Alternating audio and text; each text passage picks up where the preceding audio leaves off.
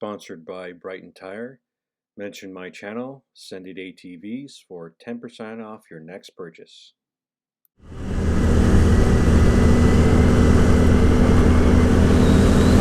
Well, I decided to come out and do a little microphone test on my GoPro, and I have a microphone inside my helmet, and been having issues where I hit the quick capture button, just the, that's the record button on top of the GoPro. I have a Hero 5 Black, and lately it's not been recording audio every once in a while, and it kind of sucks when you want to capture something and you get back and there's nothing there. And I found out online it has something to do with that quick capture button. I don't know. But yeah, while I'm out here, I was thinking maybe everyone can write in the comments their favorite places they've gone ATVing and traveled to, and maybe put some links and photos and hopefully some videos down below and directions to help people find these places. There are a couple places I've been over the years that I've really liked. Was when I went up in to Bon Echo area. I'll show you a little video here to the side of some clips from that. It was quite the spot. Different trails, rocks, seeing the dam, and some good company. And another spot I went to was just this year, was up Lake St. Peter. Did the Loggers Loop, and yeah, that was a long ride. By the end of it, my wrists were killing me. When you got mud tires and you're going through huge rocks for about an hour ride at a time. In some spots it's can wear you down pretty quickly, but as you see in the video, there's some amazing spots down by the rapids. I just wish I had my drone then to get some different viewpoints. So where have you been? What do you ride where you've been? What type of vehicle do you recommend in the area of these spots that you're going to? Is it side-by-side friendly? That type of thing. Write down your comments down below. I'm always working weekends all the time. Although I did book off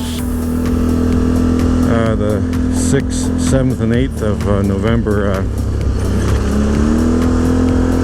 Damien from Commander Outdoors, link below in the description for his YouTube channel. He's going to be running a little get-together just north of Marmora, and we'll go do that.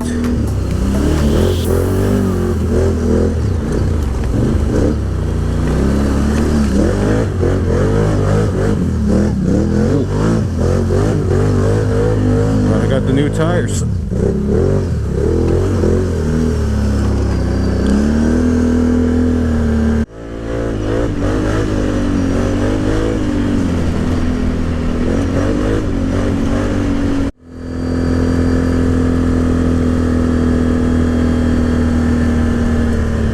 This place, they're always doing some gardening in the back, quite big.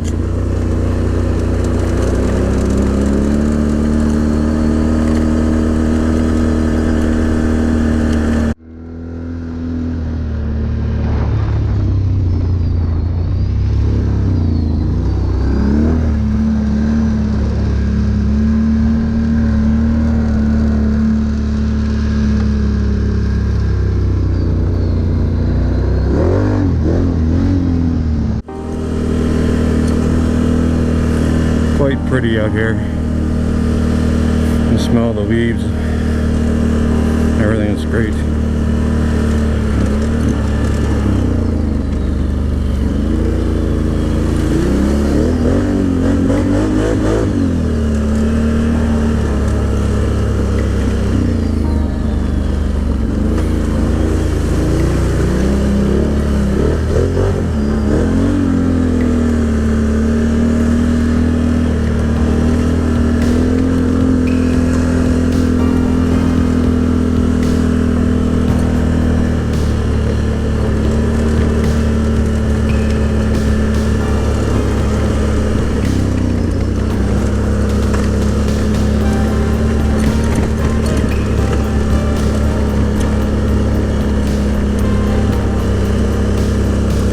know, I don't think I could ever be a side-by-side guy. I know they're nice and comfortable. You can fly over bumps and stuff, but I like to get in the nooks and crannies and get out in the middle of nowhere, and I think it'd just be the size of the machine would just be a limiting factor, you know. Tell me what you think, but it's just what I've seen. Like I said, I know they can fly over bumps and so on. I've been on a ride with two guys in side-by-sides. One had it was like a Polaris Razor or something, huge amount of travel. And they just flew. I couldn't keep up with them with the bumps. That's when actually I was trying to catch up one time when they went ahead of me, and I hit a bump, a little hole that you just couldn't see because shade and the sun at the same time, you know. And it actually knocked me right out of high gear into neutral. Bounced it right out. Luckily it didn't hit a drop into low gear or something like, or reverse.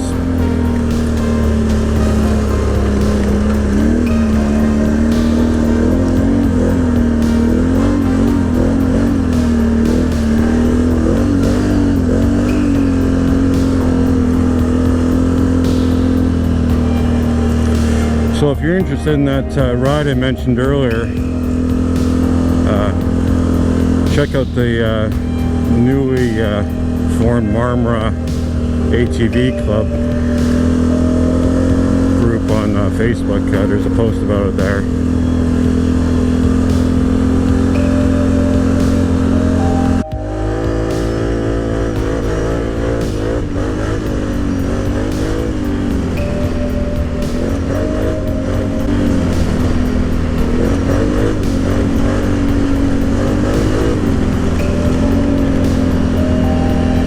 Love having a drone. I can get different footage. If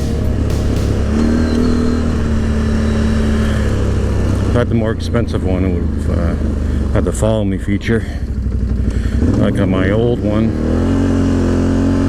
My old one had there's something like 6 blades on it. It was called a unique Typhoon H. It would follow me through that trail system ahead or behind me. No problem going at speed, but there was an issue, and the battery got disconnected when it was about 100 feet up in the air, and it came flying down. Yeah, if you ever want to know what the feeling of helplessness is, just watch a drone fall and not be able to do anything. Well, at least I got it for a good deal. I sold it for the whole thing for parts to somebody in the States. Pretty well paid for this new drone. Of course, I'm still out money what I paid for the other one. A couple $100 though. Oh, look at that. Old Honda CRX. 91 or above, I think. 91.